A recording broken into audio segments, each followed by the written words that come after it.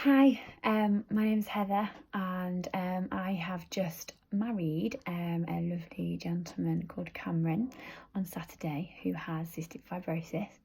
You see my wedding ring?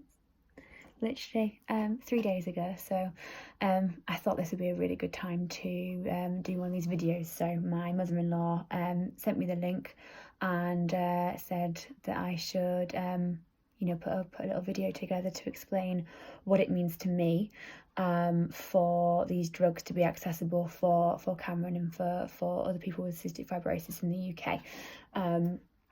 So yeah, it's pretty hard to put into words, obviously, what that would mean to me and to Cameron and to his family and to everybody that loves him.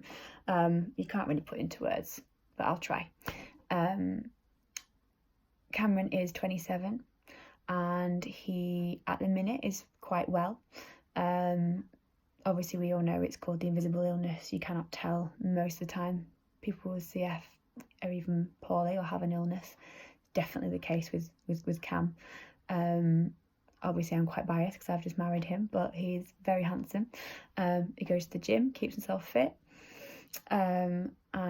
He goes on the sunbeds, he's got a great tan. He doesn't look poorly whatsoever. People that don't know him, that meet him for the first time, they would not have a clue.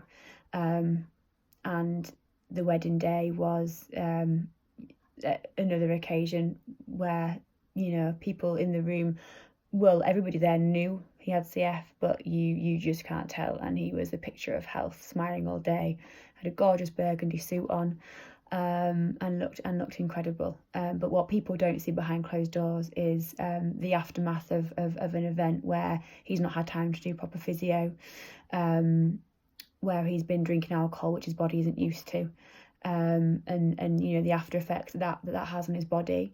And he has spent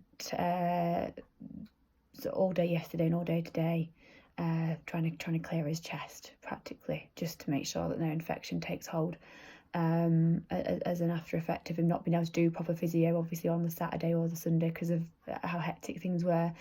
And now we're sort of both in the situation where we are obviously extremely happy and enjoying the sort of aftermath of just getting married and having that amazing, blissfully happy feeling, both of us, plus also feeling a bit flat because after a wedding it's all a bit sort of, what do we do now?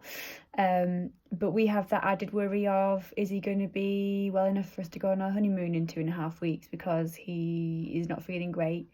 He had a really, really tough time in all year really, but in particular from October last year until April this year, very poorly. He was in hospital in April for 3 weeks, was discharged and is back in for another couple of days. He had a really, really scary time, and it knocked everyone's confidence in the ability of the drugs that are available at the moment to keep things under control. Cam has